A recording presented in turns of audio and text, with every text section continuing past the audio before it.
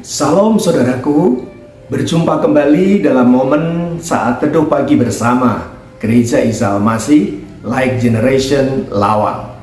Mari kita bersama-sama berdoa kepada Tuhan agar saat teduh kita diberkati oleh Tuhan. Bapa, kami mohon berkat-Mu agar saat teduh kami sungguh-sungguh diberkati oleh Tuhan dan Roh Kudus yang pimpin kami, sehingga kami boleh punya pengalaman yang terus baru bersama dengan Tuhan. Kami siap diberkati, terpujilah nama-Mu, dalam nama Yesus kami berdoa, haleluya, amin. Saudara, mari kita bersama-sama menaikkan pujian kita kepada Allah.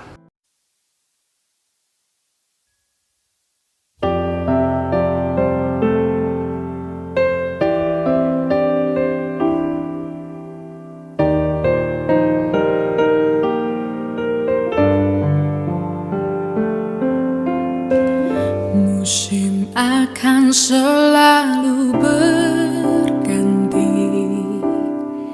kasih Tuhan tetap abadi,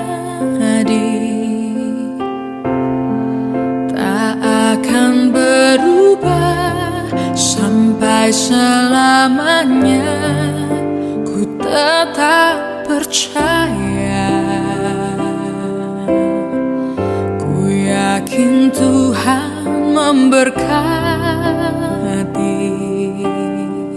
ku yakin Tuhan melindungi.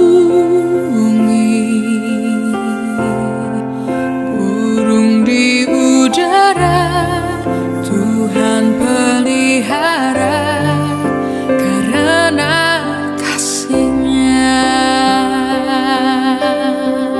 Tuhan selalu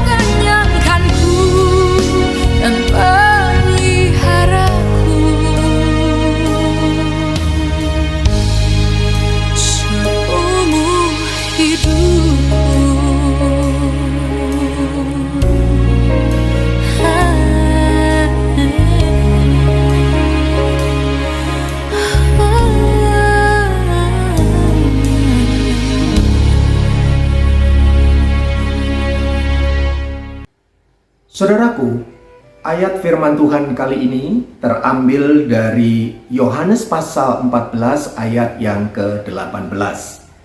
Yohanes 14 ayat yang ke-18 berkata, "Aku tidak akan meninggalkan kamu sebagai yatim piatu, aku datang kembali kepadamu."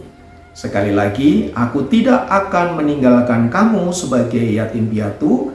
Aku datang kembali kepadamu. Saudaraku, apa yang kita pikirkan ketika mendengar kata yatim dan piatu?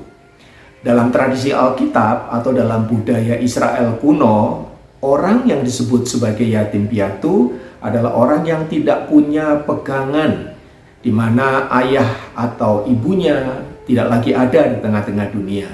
Secara struktur, ya mungkin dia bisa terabaikan dari sosial masyarakat karena tidak ada perlindungan, tidak ada tempat untuk dia berteduh, ya, atau seseorang yang bisa menolong dia, mengayomi dia, dan seterusnya. Ini tentu saja kondisi yang sangat menyedihkan. Kita tentunya tidak mau ada dalam kondisi seperti ini, ya, di mana yatim dan piatu itu keadaan yang sangat menderita sesungguhnya. Nah, saudaraku yang dikasihi Tuhan, Alkitab juga menegaskan bahwa sekalipun anak yatim dan piatu tidak ada tempat perlindungan, tidak punya keluarga, Allah sendiri yang mengatakan bahwa dialah pelindung bagi yatim dan piatu. Dialah penolong, dan bahkan dia sendiri yang akan menjadi penyerta atas anak yatim dan piatu. Nah, hal itu terungkap di dalam Ulangan pasal yang ke-10 ayat yang ke-18, Yeremia 49 ayat yang ke-11, dan juga Mazmur 68 ayat yang ke-5. Semua ini mau menggambarkan apa? Menggambarkan bahwa penyertaan Tuhan atas anak-anak yang dikasihinya itu sungguh luar biasa. Sekalipun ia memiliki status sebagai yatim dan piatu, tidak ada tempat untuk perlindungan, tetapi Tuhanlah sesungguhnya menjadi perlindungan mereka. Nah, mengapa Tuhan sampaikan hal ini kepada murid-murid, ya, dalam Injil Yohanes yang tadi kita baca?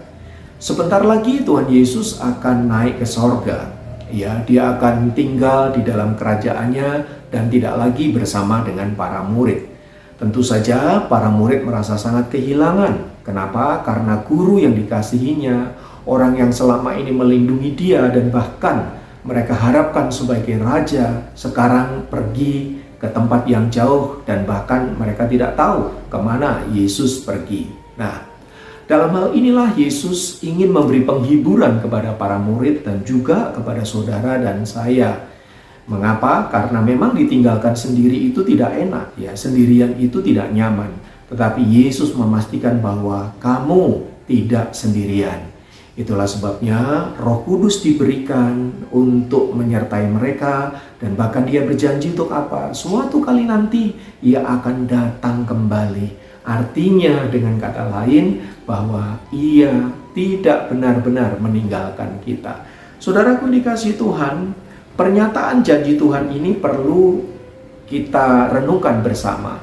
Betapa tanpa Tuhan kita ini lemah. Tanpa Tuhan kita ini tidak berdaya. Tanpa Tuhan kita ini pasti akan menjadi orang-orang yang tidak ada gunanya. Maka dari itu Tuhan meyakinkan kita bahwa Roh Kudus menyertaimu. Roh Kudus yang akan tinggal di dalam dirimu. Roh Kudus yang akan membawamu untuk mengalami pengalaman-pengalaman iman bersama dengan Tuhan. Oleh sebab itu mari kita tidak takut lagi, ya, sebagai pribadi yang mungkin merasa sebagai yatim dan piatu, merasa ditinggalkan, ya, tidak ada seorang yang peduli dan sebagainya. Saudaraku, tidak peduli apapun hari ini keadaan kita, mungkin kita sedang melewati padang gurun, kita melewati lembah-lembah pergumulan, ditinggalkan sendirian seperti yatim dan piatu, tetapi Allah sama sekali tidak meninggalkan saudara dan saya. Dan janjinya ini iya dan amin. Maka dari itu ketika kita ada dalam lembah pergumulan, ketika kita ada dalam lembah-lembah kekelaman, justru saat itu adalah momen kita menantikan Tuhan menolong kita. Percayalah bahwa penyertaannya sempurna dan dia selalu punya cara, dia selalu punya jalan untuk menolong kita. Karena itu mari teguhkan hati kita, kuatkan iman kita untuk terus berharap bahwa bersama dengan Tuhan kita akan menjadi pribadi yang luar biasa. Mari kita bersama-sama masuk di dalam doa kita, saudaraku, mengucap syukur untuk kebenaran firman Tuhan. Mari kita berdoa. Dalam nama Yesus, Bapa, kami mengucap syukur buat kasih-Mu untuk penyertaan-Mu yang sungguh luar biasa. Hari ini kami menerima kebenaran firman-Mu bahwa Engkau tidak meninggalkan kami sebagai yatim dan piatu, melainkan menyertai kami. Kami bersyukur untuk semua itu. Terpujilah nama-Mu, dalam nama Yesus kami berdoa. Haleluya. Amin. Saudara-saudara yang dikasihi oleh Kristus, mari kita bersama-sama menaikkan doa syafaat kita di hadapan Tuhan. Hari ini Selasa tanggal 12, pokok doa kita mendoakan jemaat Tuhan yang sedang menghadapi pergumulan. Mungkin ada jemaat-jemaat yang sedang menghadapi pergumulan, mungkin ada sakit penyakit, ada masalah rumah tangga, ada masalah keuangan, pekerjaan, pendidikan anak-anak, mungkin mereka membuka usaha dan lain sebagainya. Hari ini mari kita akan doakan bersama-sama. Mari kita berdoa. Bapa, dalam nama Yesus, kami memberkati saudara-saudara kami, keluarga demi keluarga. Mereka yang ada dalam pergumulan, mereka yang ada dalam kesesakan, mereka yang ada dalam sakit penyakit, bahkan mungkin masalah-masalah finansial, masalah pekerjaan, pendidikan anak-anak sekolah, dan lain sebagainya. Tuhan, dari tempat ini kami mengulurkan tangan kami dan berdoa buat mereka dalam nama Yesus. Tuhan jamah, Tuhan sembuhkan, Tuhan pulihkan, dan Tuhan yang angkat setiap beban.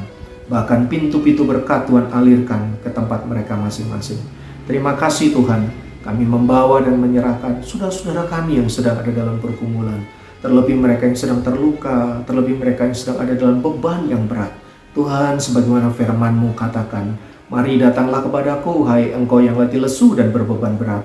Aku akan memberikan kelegaan kepadamu. Tuhan, kami mohon dari tempat ini, kelegaan menjadi milik kami semua. Dan biarlah kami yang mengikuti saat teduh pagi bersama ini sungguh-sungguh boleh menerima lawatan Tuhan. Terima kasih. Kami naikkan syukur kami kepadamu, Allah kami yang hidup. Terpujilah Engkau kekal selama-lamanya. Inilah doa kami yang kami naikkan kepadamu di dalam nama Tuhan Yesus, Tuhan dan Juru Selamat kami, yang sudah mengajar kami berdoa demikian. Bapa kami yang di sorga, dikuduskanlah nama-Mu, datanglah kerajaan-Mu, jadilah kehendak-Mu di bumi seperti di sorga. Beri kami pada hari ini makanan kami yang secukupnya, dan ampuni kesalahan kami, seperti kami juga mengampuni orang yang bersalah pada kami. Jangan membawa kami ke dalam pencobaan, tetapi lepaskan kami dari yang jahat. Karena Engkau yang punya kerajaan dan kuasa dan kemuliaan sampai selama-lamanya. Tuhan memberkati kita sekalian. Haleluya. Amin. Demikian saat teduh kita pagi hari ini. Kiranya Tuhan memberkati. Selamat beraktivitas. Sukses selalu.